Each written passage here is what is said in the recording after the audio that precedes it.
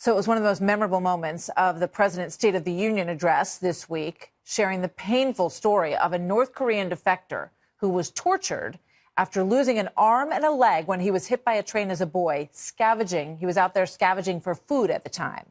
President Trump highlighting the human toll of the regime of dictator Kim Jong-un. But Sung-ho, I understand you still keep those old crutches as a reminder of how far you've come. Your great sacrifice is an inspiration to us all. Please, thank you.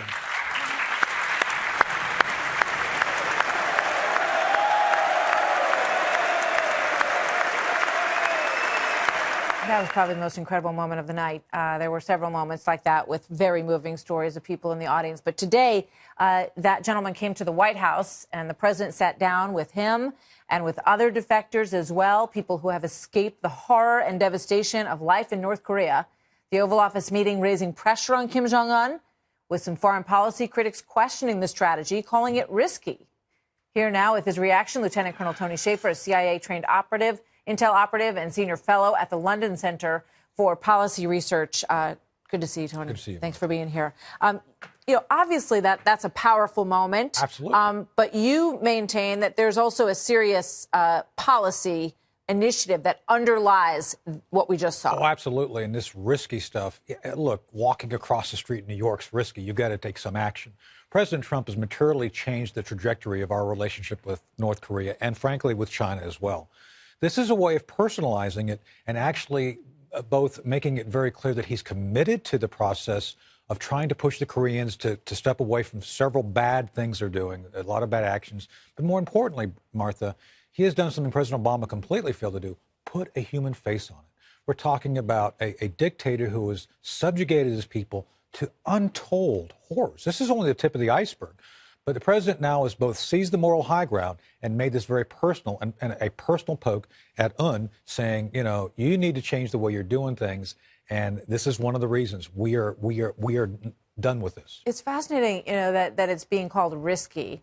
And it just sort of reminds me of what we've seen from Nikki Haley at the UN and with this instance at the White House with the president, where you're not making it up. I mean, right. You're just telling these human beings stories. Laying it out. This is what happened. Laying and you put light on it. You let the world look at right. it. And you let North Korea know that it's an argument, potentially, for what might have to be done down the line. Right. And since we're talking about moral high ground here, there are some red lines coming up. The North Koreans have said at the UN, as a matter of fact, that they're going to do an above-ground test of a hydrogen weapon. That's going to be a major red line. That's something that we're very worried about. There's other things we're worried about regarding ICBMs. Hawaii just went through the so-called warning that didn't exist, but there is that potential. So it's these things that clearly the president has his eye on. Pentagon is constantly planning. I've heard they've asked for more options against North Korea from the White House to the Pentagon. But now the president has both said, this is important because here's what's going on. And it gives people an understanding of why the president cares. Which is so important for everyone to understand when you're working on policy. Before I let you go, sure. Obviously, you've spent much of your life in the intel community, and you see what James Comey has said during the course of today, that this is undercut, that this memo undercuts what you all are trying to do. What's your reaction to that? Bring it on. Let's see everything. There's nothing here that I believe would reveal sources and methods. But trust me, much more has been revealed about things that I can't believe are out there right now. But the material facts used to justify things, put them out there. The facts are the facts. Just put the sunlight on it.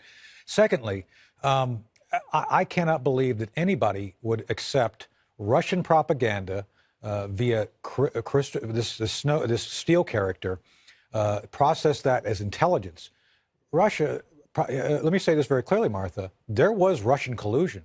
It was Fusion GPS taking Russian propaganda, the Russians prepared this, and putting it through the system so that now, even to this day, is upsetting the cart of apples. So when Senator McCain says the Russians are trying to undermine our democracy, it is via what we've seen here through Fusion GPS, not collusion. And this is what I and others... You think the Russians were pulling the strings with the Fusion folks? They're like, absolutely, Precisely. we're going to help you out. We've got dirt on Hillary. There you go. And they played right into their hands. Precisely. Fascinating. We'll see where it goes. Thank you very much. Good to see you, Colonel Good seeing Shaffer. you.